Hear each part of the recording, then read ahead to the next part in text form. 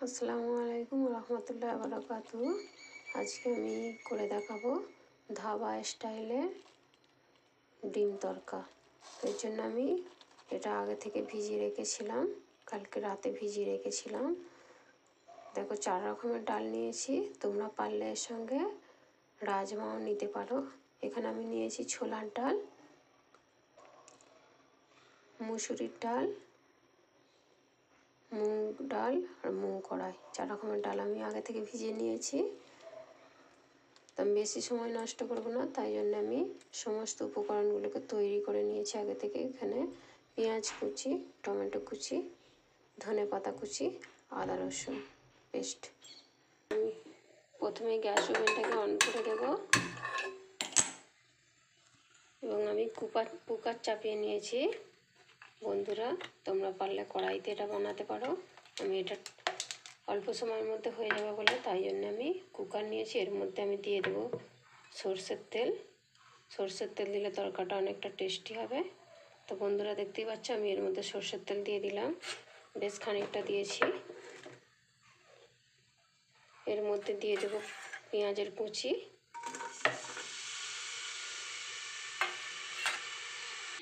তো এইভাবে আমি পেঁয়াজগুলো ভেজে নিচ্ছি। এরপর এক এক করে মশলাগুলোও দিয়ে নেব। আদা রসুনের পেস্ট, নুন, হলুদ গুঁড়ো, লঙ্কার গুঁড়ো, ধনে জিরের গুঁড়ো। এইভাবে করে ভালোভাবে আমি পেঁয়াজটাকে ভেজে নেব।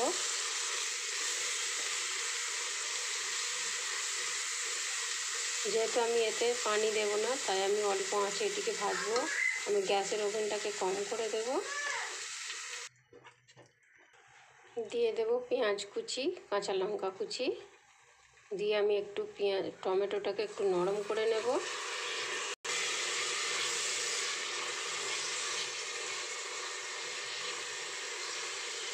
এর মধ্যে কিন্তু আমি পানি দেব না, তাই আমি গ্যাসের ওভেনটাকে স্লো করে নিয়েছি।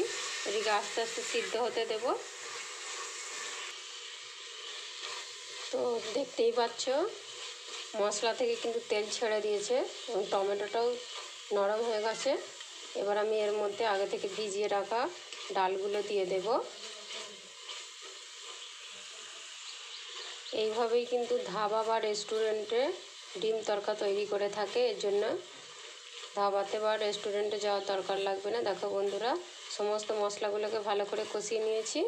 এরপর আমি ডালটা দিয়ে দিচ্ছি। এইভাবে বানিয়ে দেখো, যেমন সুস্বাদু হবে তেমনি খেতে খুবই মজা লাগবে। একবার হলেও বানিয়ে দেখো বন্ধুরা। এখানে আমার সমস্ত মশলাগুলো ভালোভাবে কুক হয়ে গেছে এবং তেলও ছেড়ে দিয়েছে এর মধ্যে থেকে। আমি সমস্ত ডালগুলোর ভিজিয়ে রেখেছিলাম, ওইগুলো এর মধ্যে দিয়ে আরও একবার ভালোভাবে নাড়াচাড়া করে নেব।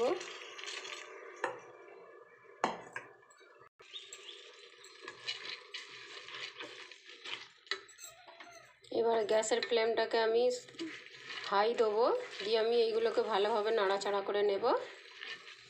এইভাবে নাড়াচাড়া করে নিয়ে আমি এর মধ্যে পানি দিয়ে আমি ডালটাকে সিদ্ধ হতে দেব।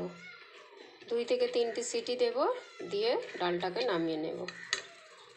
এখানে আমার নাড়াচাড়া কমপ্লিট। এর মধ্যে আমি পানি ঢেলে দিচ্ছি। আমি কুকারের ঢাকনাটা বন্ধ করে দিচ্ছি। 3টে সিটি পর্যন্ত অপেক্ষা করব।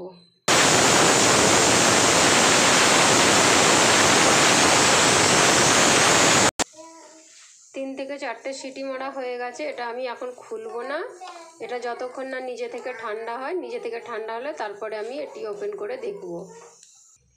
ততক্ষণে সিটিটা নিজে থেকে ঠান্ডা হতে থাক। আমি বাকি যে কাজগুলো করব সেটা হচ্ছে আমি রুটি বানাবো, রুমালি রুটি। ওটা দেখাবো না, তার জন্য আমি ওই সময়টা নষ্ট না করে এই কাজটা কমপ্লিট করব।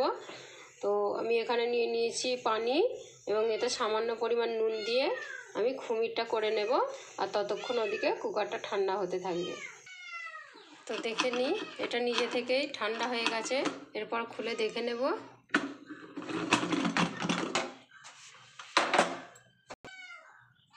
দেখি এটা ঠিকঠাকভাবে সিদ্ধ হয়েছে কি না।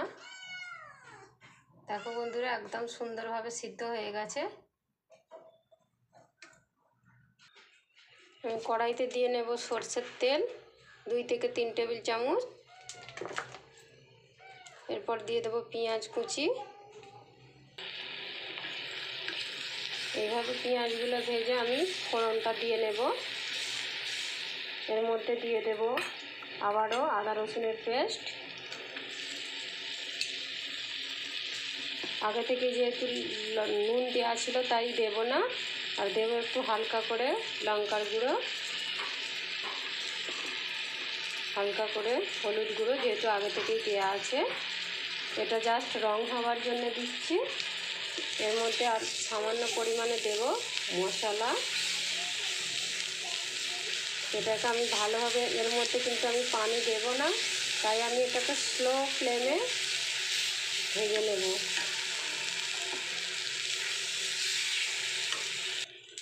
দিয়ে দেবো একটুখানি ধনে আর জিরের গুঁড়ো, দিয়ে আবারও ভালোভাবে নেড়ে চেড়ে নেব।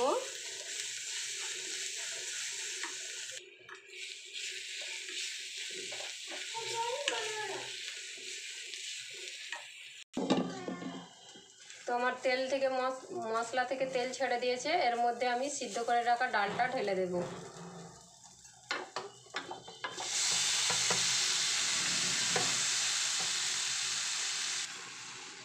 তো এইভাবে বন্ধুরা নিজেরাই ঘরেতে খুব মজাদার একটা রেসিপি বানিয়ে নিতে পারবে। এইভাবে সমস্ত মশলাগুলোর সঙ্গে আমি ডালগুলোকে ভালোভাবে নেড়ে চেড়ে নিচ্ছি। অর্থাৎ আমার ফাইনালি এটা হয়েই গেল। কিন্তু আমি যেহেতু ডিম তড়কা বানাবো, তাই এর মধ্যে আমি এটাকে ভেজে নেওয়ার পরে আমি ডিমটা দেব। ততক্ষণ এটা আমি ভালোভাবে নাড়াচাড়া করে নিই।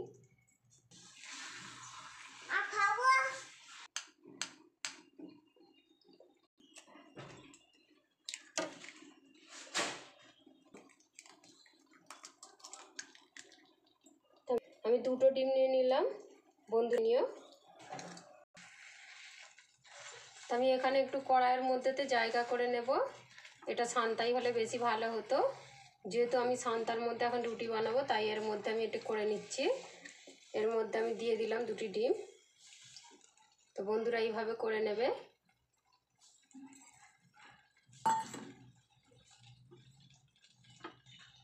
এইভাবে বানিয়ে দেখো। আমার রেসিপি যদি ভালো লাগে তাহলে লাইক কমেন্ট শেয়ার করো বন্ধুরা।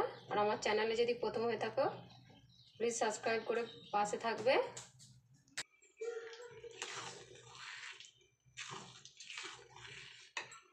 এর মধ্যে একটু স্বাদ বাড়ানোর জন্য আমি দিয়ে দেব ধনের পাতা কুচি।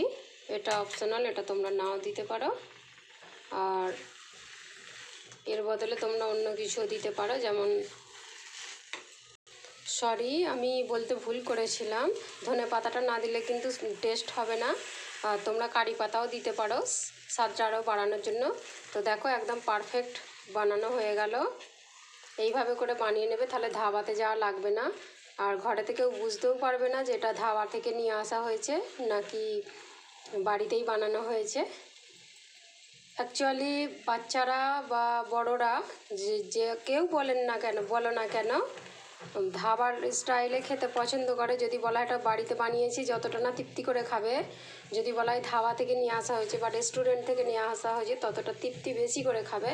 তাই না জানি একবার হলে বন্ধুরা এইভাবে বানিয়ে দেখো, কিন্তু একদম পুরো পারফেক্ট তৈরি হয়ে গেছে ডিম তড়কা।